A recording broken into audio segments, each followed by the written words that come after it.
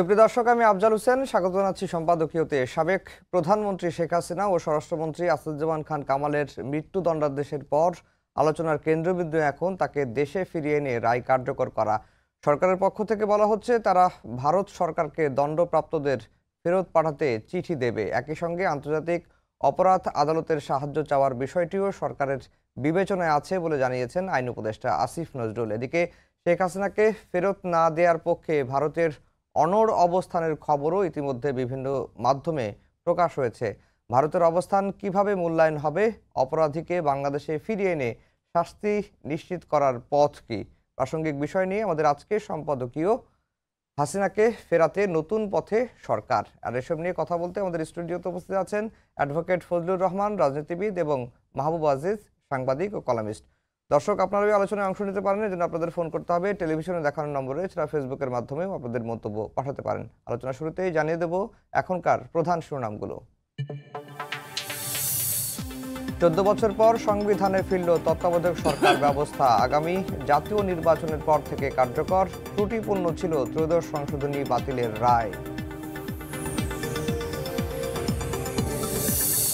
সরকারকে তত্ত্বাবধায়কের মডেলে দায়িত্ব পালনের আহ্বান বিএনপির। পাতানো ভোটের চেষ্টা হলে প্রতিহতের হুঁশিয়ারি জামায়াতের। জুলাই সনদের আলোকে কার্যকর চায় এনসিপি।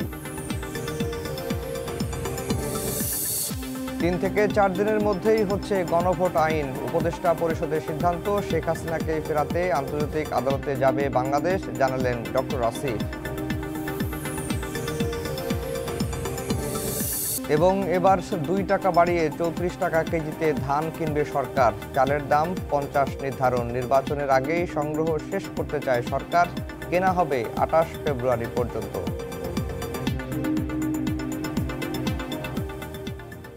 দর্শক, শিরোনাম শুনছিলেন। আমরা আজকের আলোচনার বিষয় দিয়েছি হাসিনাকে ফেরাতে নতুন পথে সরকার। আজকে আইন উপদেষ্টা বলেছেন যে তারা ভারতকে ফেরত চেয়ে তারা ভারতের কাছে আবার চিঠি লিখবেন এবং আন্তর্জাতিক অপরাধ আদালতে যাওয়ার কথাও তারা চিন্তা ভাবনা করছেন। অ্যাডভোকেট ফজলুর রহমান, আপনাকে দিয়ে আলোচনা শুরু করব। এই যে বিচারটা হলো, বিচার নিয়ে আপনার মন্তব্য জানতে চাই। একই সঙ্গে এই বিচার নিয়ে আপনার একটি মন্তব্য, ফটোকার্ড, যেটি সেটি আপনার কি আপনার না সে বিষয়টিও জানবো। যে আপনি একটি ফটোকার্ডে বলেছেন যে বিএনপি ক্ষমতায় গেলে এই ট্রাইব্যুনাল থাকবে না বা বিচারটি পুনরায় করা হবে বা এরকম কিছু একটা বলেছেন। আপনার কাছে কি মানে আপনি কি আসলে এই মন্তব্যটি করেছিলেন কিনা? দেখেন, আপনাকে অসংখ্য ধন্যবাদ প্রথমে এই প্রশ্নটি করার জন্য। আমি আমার বক্তব্যের আগে আজকে সারা বাংলাদেশের মানুষের সামনে আমি আহ্বান করছি, আমাদের নেতা ভারপ্রাপ্ত চেয়ারম্যান জনাব তারেক রহমানের আজ শুভ জন্মদিন। ওনার জন্য, ওনার সুস্বাস্থ্যের জন্য, ওনাকে যাতে আল্লাহ ভালো রাখেন তার জন্য দোয়া কামনা করছি দেশের মানুষের কাছে। আপনি যে প্রশ্নটা, এই কারণে আপনাকে অফুরন্ত ধন্যবাদ। আমি আগেই বলছি, এই দেশে ইসলামের নামে মিথ্যাবাদী, মুনাফেক যত কিছু সৃষ্টি হয়েছে, অপপ্রচারকারী, এই পৃথিবীতে এটা হবে, এটা আমি আমার এই 78 বছরের জীবনে আমি কল্পনা করিনি। এটা ভীষণ মিথ্যাবাদী, অপপ্রচারকারী। যে আমি বলছি যে বিএনপি আসলে এই কোর্ট, এই বিচার থাকবে না। আমি এই কথাটি বলি না। আমি যা বলছি আমার পরে সমস্ত পৃথিবী এখন তা বলতেছে। আমি বলছি যে procedure of the trial court বা কনস্টিটিউশন অফ দ্য কোর্ট, এটা সঠিক না। কেন বলছি? 1 নম্বর হলো, সেটা আমি প্রথমে বলবো একজন মুক্তিযোদ্ধা হিসেবে, যে এই যে কোর্ট যে নামে হয়েছে, এইটা হয়েছে আজ থেকে প্রায় 55 বছর আগে। 1971 সনে 16 ডিসেম্বর বিকাল 4:45টার সময় যখন পরাজিত পাকিস্তানি হানাদার বাহিনীর প্রধান সেনাপতি আবদুল্লাহ খান নিয়াজি সারেন্ডার করে যৌথ বাহিনীর কমান্ডার পূর্বাঞ্চলীয় কমান্ডার লেফটেন্যান্ট জেনারেল অরোরার কাছে, এবং রিভলভারটা তার পায়ের কাছে রাখার পরে যখন দস্তখত করে, সেই কন্ডিশনে লেখা ছিল এরা হলো যুদ্ধাপরাধী, এদের বিচার হবে এবং সাথে সাথে বিচার হবে এদেরকে যারা সহযোগিতা করেছে বাংলাদেশের। এর মধ্যে সুস্পষ্টভাবে লেখা আছে মুসলিম লীগ, জামাতে ইসলাম, নেজামে ইসলাম এবং বাহিনী হিসাবে আল বদর, রাজাকার, আল শাম, তাদের বিচার হবে। তারই প্রেক্ষাপটে ৭৩ সনে এই কোর্টটা গঠন করা হয়েছিল। এটা খুব বেশিভাবে বলার, এবং সেই কোর্টের যিনি প্রধান প্রসিকিউটর ছিলেন তার নাম ছিল জনাবে এসআর পাল, সবিতা রঞ্জন পাল। তার দুইজন সাথী ছিলেন, একজন সাবেক অ্যাটর্নি জেনারেল জনাব ফকির শাহাবুদ্দিন আহমদ, এবং কিছুদিন আগে মৃত্যুবরণ করেছে আমার সিনিয়র জনাব খন্দকার মাহবুব হোসেন। সেইটা এক পর্যায়ে এসে বিচার কিছু হয়েছে, হয় নাই, থেমে যায়। বঙ্গবন্ধু বলছে কিছু মাফ করে দিছে, কিছু রাইখে দিছে, এইরকম একটা হয়েছে। এরপরে বিচারটা আর চলে নাই। হাসিনা এসে আবার সেই একই আদালতটা গঠন করছে তাদের বিরুদ্ধে যারা মুক্তিযুদ্ধে পাকিস্তানি বাহিনীকে সহায়তা করেছিল এবং আমার ৩০ লোককে হত্যার জন্য যারা সহযোগী ছিল, ২ লক্ষ মা বোনের ইজ্জত এবং শত শত বুদ্ধিজীবীকে যারা হত্যা করেছিল, সেই বিচারটা করার জন্য আবার এটা রিকনস্টিটিউট করে। আমার কথাটা হলো, আমি মুক্তিযোদ্ধা, প্রথম বলতেছি মুক্তিযোদ্ধা হিসাবে, যে আদালতে ৭১-এর যুদ্ধ অপরাধের বিচার হয়েছে, এর চেয়ে জঘন্যতম অপরাধ পৃথিবীর ইতিহাসে খুব বেশি ঘটে নাই বা ঘটেই নাই। এই আদালতে দেশের অভ্যন্তরে সরকার পরিবর্তন করতে গিয়ে যে নিষ্ঠুরতাটা হয়েছে, শেখ হাসিনা সরকার করেছে, যে হত্যাকাণ্ড হয়েছে, একই আদালতে সেই বিচারটা হতে পারে না। সেটা ভিন্ন জিনিস। একটা রাষ্ট্রের সঙ্গে একটা রাষ্ট্রের যুদ্ধ, পরস্পরের মধ্যে গোলাগুলি ৯ মাস, লক্ষ লক্ষ লোকের রক্ত। আর এইটা হলো সরকার পরিবর্তনের জন্য গুলি করে মানুষ মারছে। এখানে কোনো যুদ্ধ হয় নাই দুই পক্ষের। তাহলে স্বীকার করতে হবে যে ৫ই আগস্টে আন্দোলনকারী শক্তিরাও গোলাগুলি করছে, যুদ্ধ হয় না। এইখানে আন্দোলনের শক্তি জয়লাভ করছে, শেখ হাসিনারা পরাজিত হবে, তাদের বিচার হবে এবং কঠিন বিচার হবে।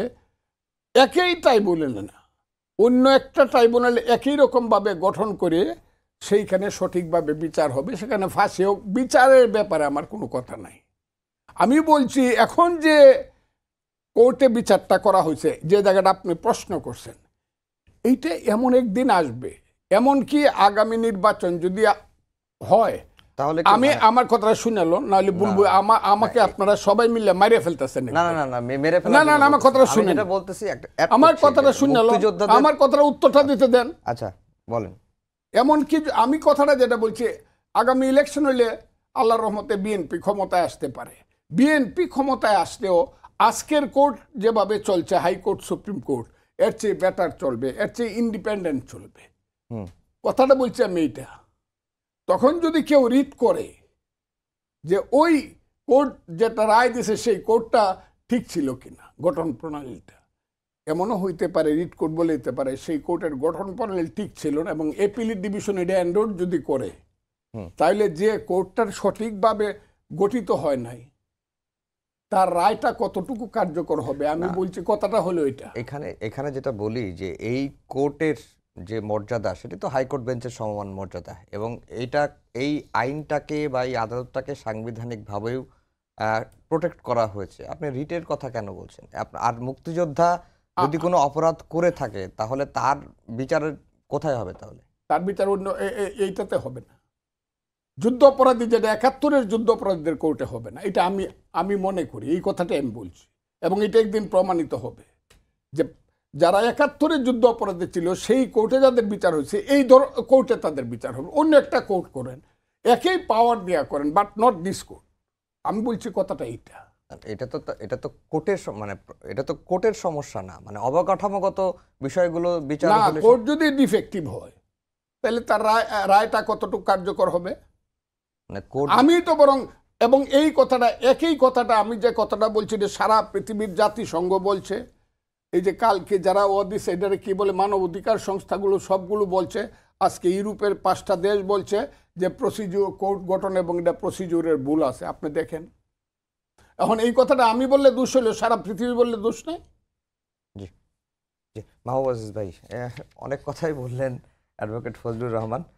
এখন আপনার কাছে যেটা জানতে চাই যে আমরা তো আজকে আলোচনা করছি যে হাসিনাকে ফেরাতে নতুন পথে সরকার, এবং যেহেতু এর আগে তার বিচার কমপ্লিট হয়নি, তখন একবার চিঠি দেওয়া হয়েছিল এবং এখন যেহেতু রায় হয়ে গেছে, এখন নতুন করে সরকার চিঠি দেওয়ার কথা ভাবছে এবং তাকে ফেরাতে আন্তর্জাতিক অপরাধ আদালতেও যাওয়ার কথা ভাবছে।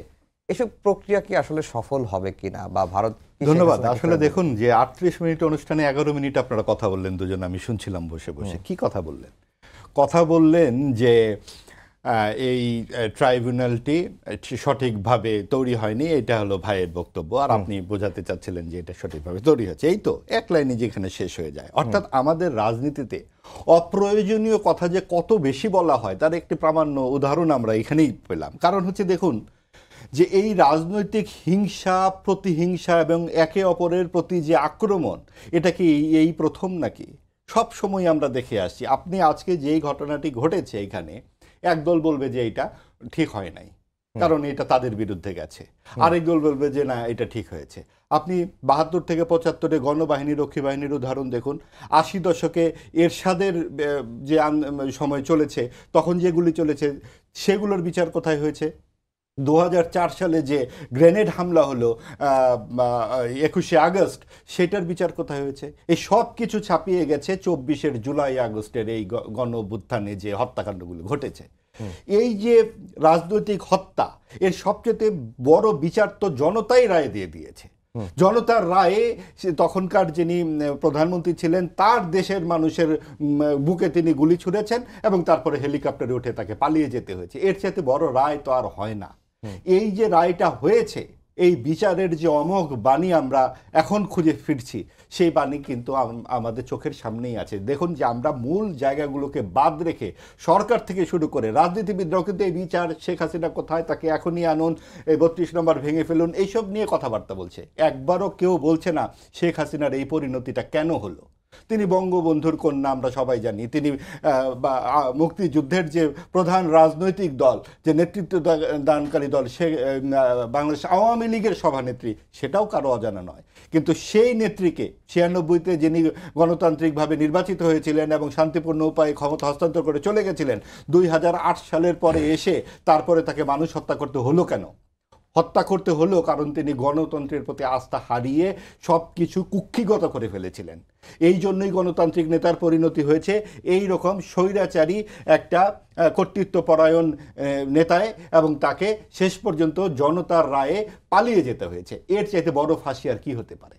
তার তো ফাঁসি অলরেডি হয়েই গেছে। এখন আপনি দেখুন যে সরকারের পক্ষ থেকেও একবারও কিন্তু রাজনৈতিক দলের অভ্যন্তরীণ সংস্কারের কথা বলা হয় না।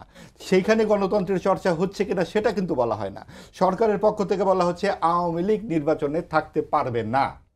এখন দেখুন যে আওয়ামী লীগের যে নেতারা এখানে অপরাধে জড়িত হয়েছে, তাদের শাস্তি সরকার নিশ্চয়ই বিভিন্নভাবে দিচ্ছে এবং এই ধরনের, এটা তো স্বাভাবিক একটা ব্যাপার, যুক্তিগ্রাহ্য ব্যাপার। কিন্তু কোন বিবেচনায় আওয়ামী লীগকে আপনি নির্বাচনে অংশগ্রহণ করতে দিচ্ছেন না?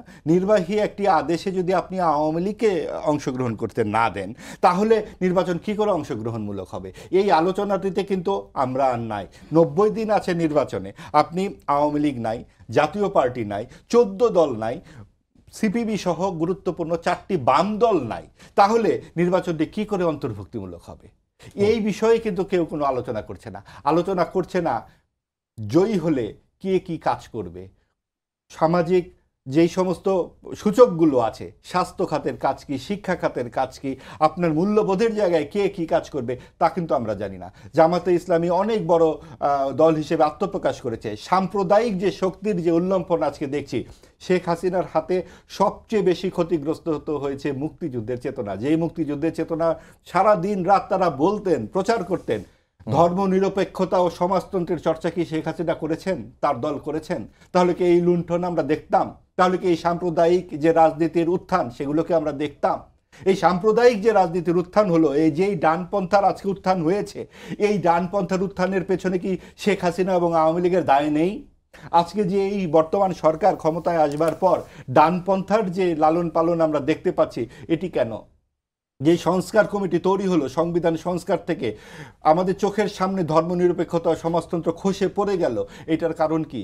মুক্তিযুদ্ধ মানে কি আসলে? এই যে 30 লক্ষ মানুষ প্রাণ দিলেন, এটা তো বাংলাদেশের একটা রাষ্ট্রের দৃষ্টিভঙ্গি তৈরির জন্য, রাষ্ট্রের নীতি তৈরির জন্য। যেইখান থেকে পাকিস্তান থেকে আমরা আলাদা, পৃথক হলাম কোথায়?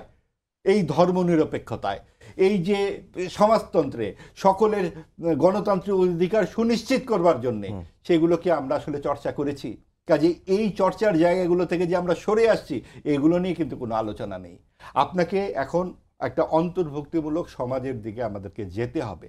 এই প্রতিহিংসা, আমি বলছি না যে শেখ হাসিনার রায়ের আপনি কার্যকর করবেন, অবশ্যই করবেন। যেভাবে আপনারা বড় বড় ধরনের আরও অনেক ধরনের হত্যাকাণ্ডের বিচার হয়েছে, হবে, এর আগেও আমরা দেখেছি বঙ্গবন্ধুর হত্যাকাণ্ড হত্যা করে অনেকে অনেক দেশে পালিয়েছিলেন, তাদেরকে তো আনা হয়েছে এবং সেগুলো বিচারের কাঠগড়ায় গেছে। নিশ্চয়ই যে 2000 মানুষ সেখানে প্রাণ দিয়েছেন, 1460 জনের মতো, এগুলো তো আমাদের চোখের সামনে ঘটেছে। বুকের মধ্যে গুলি ছুঁড়েছেন, চোখ তুলে ফেলেছেন, হাত নেই, পা নেই, প্রচুর মানুষ এখানে আছে। এইটা তো আমাদের বিবেকের একটা বিষয়। এখানে আমরা কি করে বলবো যে না আপনি খুন করেছেন, আপনাকে ইয়ে করা যাবে না? কিন্তু কথা হচ্ছে এটা তো রাজতন্ত্র নয়। কিন্তু একজন শেখ হাসিনার জন্য আপনি পুরো আওয়ামী লীগকে কি করে বাদ দিচ্ছেন? শেখ হাসিনা এবং তার দলবল যারা বিদেশে সুন্দরভাবে পালিয়ে যেতে পেরেছে, তিনি কিন্তু তার পরিবারের সমস্ত সদস্য নিয়ে চলে গেছেন, তার বড় বড় নেতারা চলে গেছেন। আছে কারা? এখানকার নিরীহ কর্মী এবং সমর্থকরা। কিন্তু তাদের দোষটা কি? অ্যাডভোকেট ফজলুর রহমান যে প্রসঙ্গটি এনেছেন, যে তিনি একজন মুক্তিযোদ্ধা হিসেবে বলছেন যে যে জুলাই আগস্টে যে ঘটনা ঘটেছে, এই ঘটনার বিচার আন্তর্জাতিক অপরাধ ট্রাইব্যুনালে না হওয়াটাই উচিত ছিল। আচ্ছা, বিড়াল কি করে আমরা চিনব সে ইঁদুর ধরতে পারে কিনা? বিড়ালটি সাদা না কালো সেটা খুব বিষয় নয়, বিচার হতে হবে। সেটা আন্তর্জাতিক ট্রাইব্যুনালে হবে নাকি দেশীয় ট্রাইব্যুনাল হবে, এগুলো আসলে বিচার হয়ে গেছে। আপনি কোনোভাবেই আপনার কথার তোড় দিয়ে শেখ হাসিনাকে আর বাঁচাতে পারবেন না, এটা সম্ভব নয়।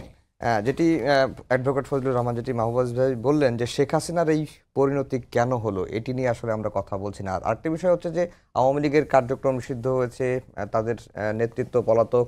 আওয়ামী লীগের ভবিষ্যৎ এখন কোন পথে, বিশেষ করে রায়ের পরে? আমি আমার ভাই এত সুন্দর কথা বলছেন, আমি ওনাকে ধন্যবাদ জানাই। যদি ওনার সঙ্গে আমার তেমন কোনো ইন্টারেক্ট কোনো সময় তেমন বেশি হয় নাই, তবে আমি কথা বলছি আইনজীবী হিসাবে, উনি কথা বলছে সাংবাদিক হিসাবে। ওনার সাংবাদিকতা যেমন আমি বেশি বুঝবো না ওনার চেয়ে, আইনের ব্যাপারটা উনি আমার চেয়ে বেশি বুঝবেন, বুঝতেও পারেন হয়তো বা, কিন্তু আমি আইনের ব্যাপারটাই বলছি। ওই যে যেটা রায় হয়ে গেছে এটা আর শেষ হবে না, এই কথাটা ঠিক না।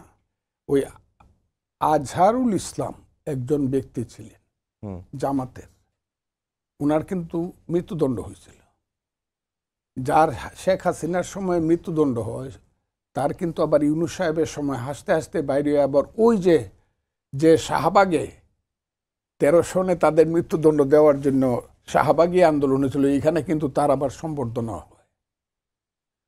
এইখানে শেখ হাসিনার বিচার কিন্তু শেষ হয়ে যায় নাই। শেখ হাসিনার বিচারের আরেকটা পর্যায়ে রয়ে গেছে এপিলেট ডিভিশন, এবং সেইখানেই বিচারটা করতে, যদি রিয়েল বিচার করতে হয় মিনিমাম 1 বছর সময়, মিনিমাম এটা করে মিনিমাম লাগবে 1 বছর সময় বিচারটা ফাইনাল করো, তারপরে আবার রিভিউ আছে।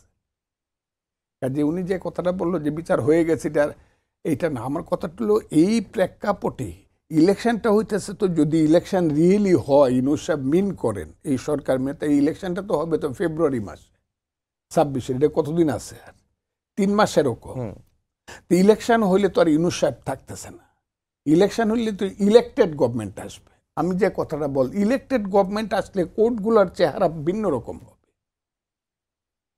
High court, supreme court is a constitutional court, আর ওই যে লোয়ার কোর্ট এবং জজ কোর্ট এইটা হলো পেনাল কোড এবং সিপিসি দিয়ে চলে, আর এটা চলে high court, supreme court, constitution. Fazlul ভাই আমি একটু ঢুকি, সরি, সেটা হচ্ছে যে ওনার প্রশ্নটা ছিল যে শেখ হাসিনার এই পরিণতি হলো কেন, আমরা ওইদিকে কেন যাচ্ছি না? আমরা এই আইন আদালতের যে বিষয়টাতে নিয়ে যদি বেশি কথা বলি, আমি দুটো বাক্য বলি, যে সেটা হচ্ছে যে আমাদের যে রাজনৈতিক বিচার আচারের যে বিষয়, এটা কি আসলেই কোনো আইন আদালত শেষ পর্যন্ত থাকে? খালেদা জিয়াকে যে এতিমের মামলায় দেওয়া হলো এবং জেলে দেওয়া হলো এবং তারপরে সেটা বাড়িয়ে দেওয়া হলো, কেন বাড়িয়ে দেওয়া হলো? যাতে তিনি নির্বাচনে অযোগ্য ঘোষিত হন, এবং তাকে যখন এটা ছিল একেবারে নজিরবিহীন ঘটনা। আপনার কথাগুলো কিন্তু আমাকে সাপোর্ট করতেছে, এবং আমি বলছি কি যে আমরা এই বিষয়টা, এটা রাজনৈতিক যে আমাদের হিংসা, প্রতিহিংসা এবং হিংসা, এইটা নিয়ে এত আইন আদালতের বাতাবরণ দেবার কিচ্ছু নাই। বিষয় হচ্ছে আমরা এখান থেকে শিক্ষাটি নেব কিনা, রাজনীতিবিদরা নেবেন কিনা। আওয়ামী লীগের নেতারা যেই রকম হুঙ্কার দিচ্ছেন অনলাইনে, তাতে তো মনে হয় না যে তারা শিক্ষা নিয়েছেন, এবং সরকারও তো নেয়নি। আমার কথা, আমার শেষ করাটা হইল, উনি যে কথাটা বলছে, আমি কিন্তু হাসিনার পক্ষে একটি কথাও বলি নাই। আমি শেখ হাসিনার বিপক্ষে 15 বছরে যত কথা বলছি, 15,000 লোক মিললে অত কথা বলে নাই। আপনি কিছুটা জানেন, কেউ যখন কথা বলে নাই, সব পালায়ে গেছে, সব চুপ করে গেছে, আমি কিন্তু তখন শেখ হাসিনার বিরুদ্ধে প্রতিদিন বলছি, আমার মৃত্যুর রিস্ক নেয়া, আমার স্ত্রীকে বিধবা করার রিস্ক নেয়া, আমার সন্তানদেরকে এতিম করা, এগুলা বইলা নিজের গল্প করার। আমি শেখ হাসিনার বিরুদ্ধে এত কিছু না করতাম, হয়তো বা অতটা হইতো না। এমনকি তার পতনের 24 ঘন্টা আগেও আমি যে কথা বলছি, এই কথা বাংলাদেশে কেউ, যা হোক, এখন আর আমি এই কথাগুলো বলেন, আমি চাই হত্যাকাণ্ডের কঠিন বিচার হোক এবং সঠিক বিচার হোক, কঠিন এবং সঠিক বিচারটা হোক। এখন আপনি যদি ত্রুটি রেখে দিয়ে যান বিচারে,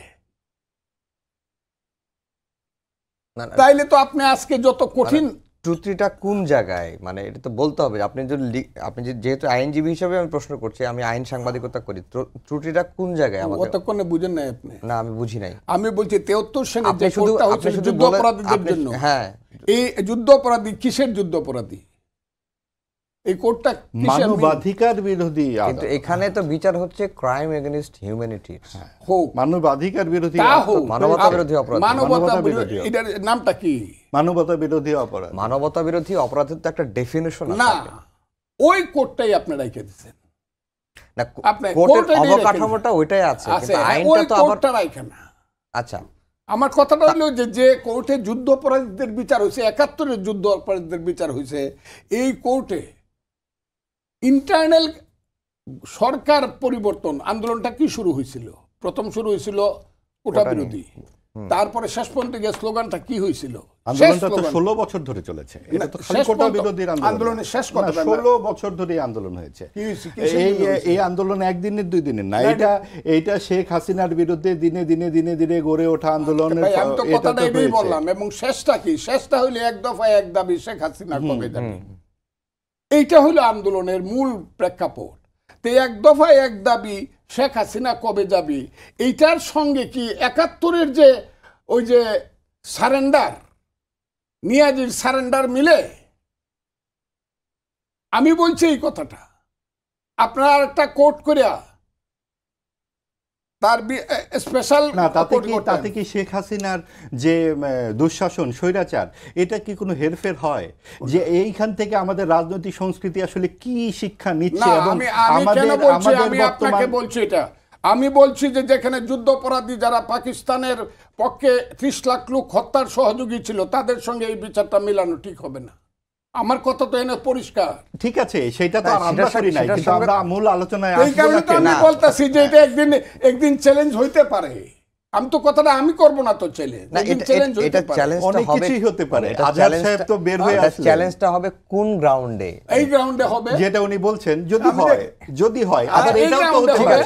এটাও তো পাকিস্তানের যুদ্ধ অপরাধের সঙ্গে এই অপরাধের এটা কোনো কারণেই আগামীতে অনেক কিছুই হতে পারে। আচ্ছা, আমরা কি কখনো ভেবেছি আপনি গ্রামে মারামারি করে গুলি করে হত্যা করো তো হত্যাকাণ্ড, ওই হত্যাকাণ্ডের সঙ্গে হাসিনার হত্যাকাণ্ড মিলে এটা হলো রাজনৈতিক হত্যাকাণ্ড, রাষ্ট্রীয় হত্যাকাণ্ড। আবার ওইটা কি 71-এরটা? তবে ভাই গত 54 বছরে কোন রাজনৈতিক আন্দোলনে 2000 মানুষের মৃত্যু ঘটে না। 1460-এর মতো মানুষ পুরো এরশাদ মানুষ। আপনি একাই তো আর মুক্তিযোদ্ধা নন। মুক্তিযোদ্ধা হিসেবে প্রথম কথা প্রায় 50 বার এই কথাটি বললেন ফজলু ভাই। বিষয়টা হচ্ছে যে আপনি গত 9 বছরে আপনি দেখুন না, এরশাদ আমলে 9 বছরে 7 জন মানুষ মারা গেছে, তারপরে একটি গণঅভ্যুত্থান ঘটে গেছে। আর এখানে 1460 জন মানুষ মারা গেছে। এইটার ঘটনার ভয়াবহতা তো অনেক বেশি। তো আচ্ছা ঠিক আছে, 40 জন না হয় 50 জন না হয় 100 জন, 1460 জন তো না। এটা নিয়ে আবার তর্ক করে আমরা মূল প্রসঙ্গে, আমাদের মূল প্রসঙ্গে আসি না কেন? জন মারা গেল এরশাদ আমলে শুধু 24 জন একদিনে চট্টগ্রামে হাজির। আচ্ছা ঠিক আছে, সেটাও কি ওখানে আমি 1400 ছিলাম। সমান? যাই হোক, আমরা মূল প্রসঙ্গে আসি, যেটা আপনার আমরা কাছে ওই প্রশ্ন প্রসঙ্গে আসতে করেছিলাম পারছি যে না তো। শেখ হাসিনার এই পরিণতি কেন হলো। একদিনে কেন? 9 জন, এই আমি শেখ ছাত্র, হাসিনার এই না, আমার পরিণতিটাতে কথাটা বলি, আসুন উনি না। যে বললো 14 জন বা 7 জন লোক মারা গেল 83 14ই ফেব্রুয়ারি থেকে এরশাদের বিরুদ্ধে তখন আমি ছাত্রলীগের ঠিক আছে, তখন কি 1400 মানুষ মারা গেছে কোনটা এরশাদের সময়? এরশাদের সময় মিনিমাম 3 থেকে 400 লোক ঠিক আছে, তাহলে 3 থেকে 400 মানুষ মারা গেছে। উনি বলছেন আমরা এখন ইতিহাস চর্চা না করে এই জায়গাটাতে আসি না কেন, যে যেই 300-400 মানুষ এরশাদ মারা গেছে, তারপরে কেন শেখ হাসিনাকে 1400 মানুষ মারতে হলো? কাদের জন্য মারতে হলো? এবং তখন যারা রাজনীতি করেন এই শেখ হাসিনাকে কারা শেখ হাসিনা বানালো? জি, এই প্রসঙ্গটা একটু জানতে চাচ্ছি যে আলোচনা শেখ করা হাসিনার এই দরকার। পরিণতিটা কেন হলো হ্যাঁ? এবং আওয়ামী লীগের শেখ ভবিষ্যৎ এখন হাসিনা বিচারের সম্মুখীন হওয়ার এবং শাস্তি পাওয়ার মতো অপরাধী করছে। আমি তো এই কথাটা বারবার, তার কেন হলো? শাস্তি হওয়া কেন? উচিত, এই বিষয়টা কিন্তু নিয়ে- নট ইন দিস কোর্ট। ঠিক আছে, কেন তিনি হলেন এটা একটু আলোচনা করি না, না? আমি তো সেটাই আমি বলতেছি যে আমরা ওই প্রশ্নটা মেনে নিলাম, হ্যাঁ, কিন্তু শেখ হাসিনার এই পরিণতি কেন হলো এটি একটি দিক, আর হচ্ছে আওয়ামী লীগের ভবিষ্যৎ এখন কোন পথে, এই Right. দুইটা জিনিস আপনার এই কাছে শেখ জানতে হাসিনা চাই। এটা একমাত্র হইল তার দলে আওয়ামী লীগের, যে আওয়ামী লীগ একদিন এই দেশের মানুষকে হুম। বাঙালি জাতির স্বায়ত্ত শাসন এবং স্বাধীনতার দিকে, স্বাধিকার এবং স্বাধীনতার পথে নিয়ে গেল, সেই নেতৃত্ব অনুপস্থিত ছিল একদিন। আচ্ছা। আমার কথাটা বুঝেন, হুম। পিপুল যতই তাক দলে, আমি সবসময় বলি people is power but leader is light. No leader, no Mohammad, no Islam. এর নিচে আর আমি আসবো না। আমি এর নিচে আসলে আবার তর্ক হইব। এর লিডার শেখ হাসিনার যে লিডারশিপে আসছে পারিবারিক নেতৃত্ব থেকে, এবং উনি এসে এটাকে পারিবারিকরণ করে এমন একটা জায়গাতে নিয়ে গেল হুই is turn into a monarchy system. 1 2 নম্বর হলো এইটাকে আবার এস্টাবলিশ করার জন্য সারা দেশের এস্টাবলিশমেন্টে যারা ছিল, যারা কোনোদিন আওয়ামী লীগ করে নাই, মুক্তিযুদ্ধের সব কথাও বলে নাই, সেই সব হাইব্রিড লোকজনকে আস্তে আস্তে তার চতুর্পার্শ্বে জমা করলো পাহাড়ের মতো। আমি নামগুলা বললেও আপনারা বুঝবেন, না বললেও আপনারা বুঝবেন। এবং তাদের সঙ্গে আওয়ামী লীগের যে বারবার উনি বলতেছে আওয়ামী লীগের হাজার হাজার, এখনো 20% 25% ভোটার আওয়ামী লীগের আছে, হাজার হাজার যে ত্যাগী কর্মী বা হাজার হাজার লক্ষ কোটি কোটি সমর্থক, এদের কোনো সম্পর্কই ছিল না। এবং মানুষের সাথে সম্পর্কহীন থাকা অবস্থায় তার মধ্যে ভীতি কাজ করছে, আমি যদি ইলেকশন দিই তাহলে ইলেকশনে পরাজিত হবে। যার ফলে 14, 18 এবং 24 সনের ইলেকশনকে মানুষের গণতান্ত্রিক অধিকারকে বঞ্চিত করছে। আর গণতান্ত্রিক অধিকার যখন একটা দেশে বঞ্চিত হয়ে যায়, তখন মানুষের কোনো অধিকার থাকে না, আইনের কোনো এখানে এক্সিকিউশন থাকে না, লুণ্ঠনটা হয়ে পড়ে এখানে মূল ব্যাপার। সেই লুণ্ঠনটা বাংলাদেশে এত বেশি হয়েছে, ব্যাংক, বিমা, ইন্স্যুরেন্স কোম্পানি ইত্যাদি ইত্যাদি ইত্যাদি ইত্যাদি, যে কারণে শেখ হাসিনার আর বাঁচার কোনো পথ ছিল না এবং সেই দিকেই গেছে। এবং যেহেতু তার রাজনৈতিকভাবে তার চিন্তায় চেতনায় অতটাই ছিল না, আইকিউ ছিল না, ইতিহাসের এত বড় দৃষ্টিভঙ্গি তার মধ্যে ছিল না, সে মনে করছে গুলি করে মানুষ মেরে ফেললেই সে থাকতে পারবে। এবং সবচেয়ে বড় কথা, গুলি তো আর সে করে না, যাদের উপরে গুলি করার দায়িত্ব ছিল তারাও শেষ পর্যন্ত তাকে সহযোগিতা অনেকাংশে করে নাই। এখানে তার পতন হয়েছে, এবং এই পতনটা হওয়া তার উচিত হয়েছে। 5ই আগস্টে পতন হওয়াটা তার উচিত হয়েছে, এই ব্যাপারটা আমি স্বীকার করব।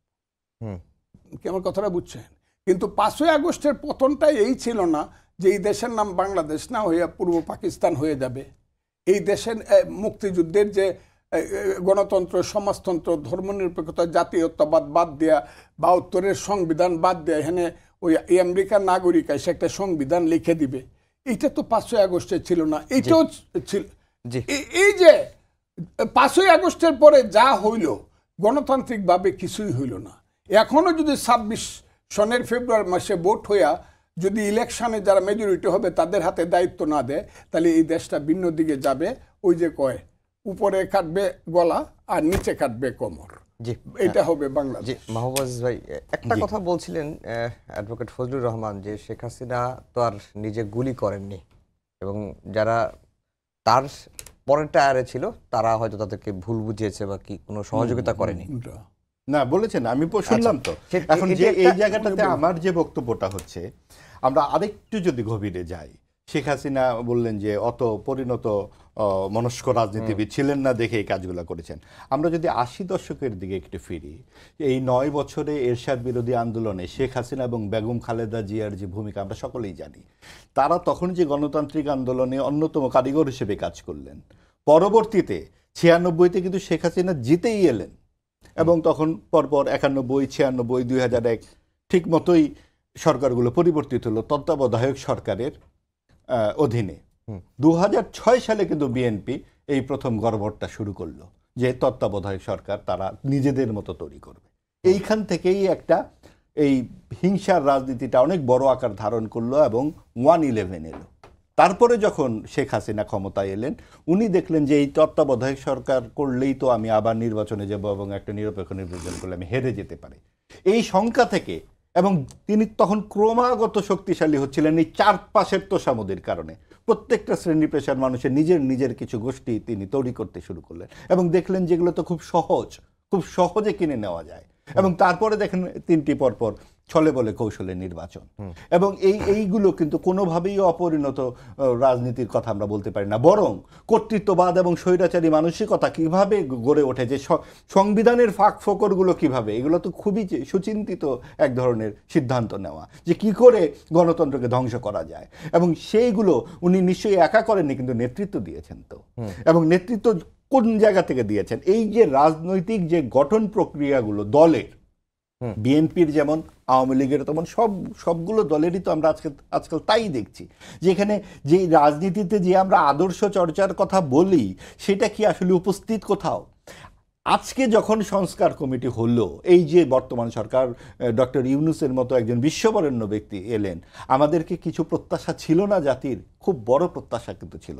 এই 5ই আগস্টের গণ অভ্যুত্থানের সবচেয়ে বড় আকাঙ্ক্ষা হচ্ছে গণতন্ত্র, বাক স্বাধীনতা, জবাবদিহিতা। এইটার জন্যেই মানুষ সবাই সমবেত হয়েছিল। হয়তো সেটা যার জায়গা থেকে এসেছিল, কিন্তু মূল প্রত্যয় তাই ছিল। এখন সেইখানে যখন ইউনূস সাহেব এলেন, তার যে সব কমিটি তৈরি হলো, রাজনৈতিক দলের সংস্কার নিয়ে একটি কথাও কিন্তু সেখানে বলা হলো না। এখানে একটা পরিবারতন্ত্র কিন্তু কাজ করে, যেটা করে বঙ্গবন্ধুর পরিবার, যেটা শহীদ জিয়াউর রহমান সাহেবের পরিবারও কিন্তু একইভাবে বিএনপিতে কাজ করে। তো কাজে এই জিনিসগুলো এখন দেখা যাচ্ছে শেখ হাসিনা মানে আওয়ামী লীগ, আবার উল্টো দিকে একই অবস্থা। তো এইটা কতদিন চলবে একটা গণতান্ত্রিক দেশে? এবং এই যে পরম্পরা, আপনি বলবেন পাকিস্তানেও তাই, ভারতেও তাই, এই জন্যই পাকিস্তান ভারতেও সেই রকম রাজনৈতিক সংস্কৃতি, এই প্রতিহিংসার রাজনৈতিক সংস্কৃতি। আপনাকে তো দাঁড়াতে হবে মাটিতে, এবং আপনাকে একটা স্বাভাবিক বিকাশের রাস্তা থাকতে হবে। আপনি যেই গণতন্ত্রের আকাঙ্ক্ষার কথা আমরা বলি, সেটা যদি সমাজে চাই, তাহলে দলের অভ্যন্তরে তো সবার আগে চাইতে হবে। সব সময়ই তো কথা, প্রশ্নের উত্তর আপনাকে দিতে হবে, জবাবদিহিতার সামনে দাঁড়াতে হবে। আমাদের নেতারা সেটা চান না, এবং চান না বলে সব জায়গায় শ্রেণী পেশায় তারা নিজেদের লোকজন বসাতে চান। আপনার সাথে আমার মত মিলবেন না, আমি বলবো আপনি বিপক্ষ দলের দোসর। এবং এটা আওয়ামী লীগের সময় সবাইকে হরে ধরে বিএনপি জামাত বলা হয়েছে। এখন ক্ষমতাসীনরা বলেন আপনি আওয়ামী দোসর, তাদেরকে করলে। এখন আপনি দেখুন যে আমরা এই অন্তর্বর্তীকালীন সরকারকে তত্ত্বাবধায়ক সরকারের মতো কাজ করার অনুরোধ করছেন কি বিএনপির নেতারাও। আমরা কি দেখছি? তারা বন্দর ইজারা দিতে শুরু করেছেন। তারা যেই সমস্ত কাজ করছেন, এটা কি তাদের এখতিয়ারের মধ্যে পড়ে? আপনার 90 দিনও নেই নির্বাচনের, আপনি তখন এই তড়িঘড়ি করে যেদিন শেখ হাসিনার রায় হচ্ছে সেই দিন কেন আপনি এই সমস্ত করতে যাচ্ছেন? এই প্রশ্নগুলো আমাদের মধ্যে শঙ্কা নিয়ে আসে সামনে। আপনি দেখুন যে এই যে ডানপন্থার উত্থানের কথা যেটা আমরা আলাপ করছি, এগুলো কিন্তু খুব ছোটোখাটো বিষয় আর নয়। আপনি জামাতের আমির বলছেন নারীদের 5 ঘন্টা কাজ করাবেন, আপনি বলছেন যে নারীরা ঘরের রানী, আপনি বাসায় টাকা পাঠিয়ে দেবেন। এই সমস্ত কথাবার্তা আসলে কি বার্তা দেয় সমাজে? আপনি প্রকাশ্যে মুক্তিযুদ্ধের বিরোধিতা করে অনেক রকম কথাবার্তা আমরা শুনতে পাচ্ছি। এই চর্চাগুলো সমাজে কিন্তু অন্য রকম একটা বার্তা দেয়। আজকে তরুণ প্রজন্মের সামনে এমনভাবে তুলে ধরা হয়েছে মুক্তিযুদ্ধ মানে একটা বস্তা পচা ব্যাপার, এটা মানে বুড়োদের বিষয়, এটা আর চলে না সমাজে, এই সমস্ত চলে না। মানে কি? মানে আপনি এমনভাবে মুক্তিযুদ্ধটাকে ব্যবহার করেছেন আওয়ামী লীগের এই 16 বছরে, যে এইটার বিরক্তি এসে গেছে মানুষের। এটা তো এরকম হবার কথা নয়, কারণ আপনাকে চর্চা করতে হবে। আপনি কাজ না করে শুধু যদি বক্তৃতা করেন, ওই জায়গাতে যা হবার তাই হয়েছে। আমাদেরকে এখন দৃষ্টি দিতে হবে যে গণতান্ত্রিক সংস্কৃতির চর্চাটা আমরা কিভাবে করতে পারি, দলের বাইরে, সমাজে। জি। অ্যাডভোকেট ফজলুর রহমান, শেষ প্রশ্ন আপনাকে করতে চাই। এর আগে আপনি বলছিলেন যে আওয়ামী লীগের এখনো 20 থেকে 30% 30 বলি না আমি। আচ্ছা আচ্ছা 20 এটা বললে আবার আমাকে আচ্ছা 20 বললাম। আমাকে এই আবার এই স্বাধীনতা 20% বিরোধী শক্তি আবার আওয়ামী লীগের বকাবকি করবে যে ভোট আমি কোন আওয়ামী লীগের দালাল। এই এই 20% আওয়ামী লীগের ভোট আসলে আগামী নির্বাচনে আরো কোন বেশি। দিকে যাবে? হ্যাঁ? কোন দিকে যাবে আগামী ভোট? এই ভোট আওয়ামী লীগের না ভোট বললো আওয়ামী লীগ ইলেকশন করলে ভালো হয়। না, ইনক্লুসিভ। এটা তো আমার বলার বিষয় না। আমি চাচ্ছি যে সকলেই অংশগ্রহণ করুক। আমি এখন- কথা বললে যদি আপনি মধ্যে কথা বলেন তাহলে তো না, আমি বিপদ এটা আমার। বলি না, নাই তো, টাইম তাই। টাইম একেবারে শেষ। না আরিফ আপনি ভাই, দেখ আমার কথাটা হলো উনি বলছে ইনক্লুসিভ, যারা অপরাধ করছে তাদের বিচার হোক, কিন্তু টোটাল আওয়ামী লীগকে কেন ইলেকশনের বাইরে রাখবেন? আপনি কথাটা বলছেন এটাই তো আমি বলতেছি। আমিও মনে করি একটা ইনক্লুসিভ ইলেকশন হওয়া উচিত, নট আওয়ামী লীগ। উনি যেমন আওয়ামী লীগ, আমি আওয়ামী লীগ চাই না, কিন্তু যদি কেউ মুক্তিযুদ্ধের পক্ষে, বাঙালি জাতীয়তাবাদের পক্ষে, 72-এর সংবিধানের পক্ষে, প্রগতির পক্ষে, এইসব বস্তা পচা মধ্যযুগীয় বর্বরতার বিরুদ্ধে যদি কেউ ইলেকশন করতে চায়, ওদেরকে চ্যালেঞ্জ করে, তাহলে তাদেরকে সুযোগ দেওয়া উচিত। হুম। তাহলে এটি ইনক্লুসিভ হয়ে যাবে, অন্তত 60% ভোট পড়বে। আর শুধু বিএনপির নেতৃত্বে একজোট আর জামাতের নেতৃত্বে একজোট হইলে পরে তাহলে প্রথমেই 30% ভোট বাদ হয়ে যাবে। 70% ভোট পড়ে তো আমাদের দেশে, 40% আইসা যাবে। এরপরেও ওই যেমন আওয়ামী লীগ নিজেদেরই 40-42% ভোট ছিল, কিন্তু 18 সনে দেখা গেছে নিজেরা চেষ্টা করে 10%-এর বেশি নিজেদের লুকেই আসে না, কারণ এটার মধ্যে কোনো ইন্টারেস্ট নাই। বিবেকের উপরে তো আপনি কোনো হস্তক্ষেপ চালাতে পারবেন না। যদি শুধু জামাত এবং বিএনপি ইলেকশন হয়, তাইলে ভোটের সংখ্যাটা কি হবে বলা বড় মুশকিল। এটা খুব বেশি পার্টিসিপেটিং ইলেকশন হবে বলে মনে হয় না। এবং এইখানে নিশ্চিতভাবে আমি না বললেও আল্লাহর রহমতে বলবো বিএনপি মেজরিটি হয়ে ক্ষমতায় যাবে। আর জামাতকে যদি আপনি বিরোধী দল করতে চান, জামাত 6 মাসে বিএনপিকে তুলাদুনা করে ফেলবে এবং এই দেশটা চলে যাবে ওই আফগানিস্তানের এখন পথে। জনগণ যদি- আমার কথাটা শুনে এই কথাটা বলে আমি শেষ করে ফেলবো। জি। এইখানে যদি ওই যে আমি যে বলছি যে মুক্তিযুদ্ধের পক্ষে আওয়ামী লীগ ছাড়াও যদি একটা শক্তিকে ইলেকশনে অংশগ্রহণ করতে চান, এরা জামাত সহ যে মোল্লারা যে দলটা করবে বা জোটটা করবে তাদের চেয়ে অনেক বেশি ভোট এবং সিট পাবে আমি মনে করি। এখন জনগণ যদি জামাতকে ভোট দিয়ে বিরোধী দলের আসনে বসায়, তাহলে সমস্যা কি? জনগণ বসাইলে আমার কোনো সমস্যা নাই, কিন্তু আমি জানি এটার নাম যদি বাংলাদেশ থাকে তাহলে জামাত জীবনে কোনোদিন ক্ষমতায় আসবে না। আমি মুক্তিযুদ্ধ হিসাবে কথাটা বলতেছি, আমি বিএনপি টিএনপি বুঝি না। এটার নাম যদি বাংলাদেশ থাকে তাহলে জামাত কোনোদিনই দেশে ক্ষমতায় আসবে না। জনগণ, আমি জানি জনগণ কি চায়। আমার জনগণ চিনাইতে হইব না। আমার রাজনীতির বয়স 61 বছর। আমি বাংলাদেশের 452টা থানায় চিনি। আমি 452টা থানা চিনি। জামাত পাস করবো সারা ময়মনসিংহ, সারা ঢাকা, সারা সিলেটে একটা সিট পাবে না। জি, দুজনকে ধন্যবাদ জানিয়ে শেষ জামাত করছি পাস আমাদের করবে। আজকের সম্পাদকীয়। আগামীকাল আবারও দেখা হবে একই সময়ে। শুভরাত্রি।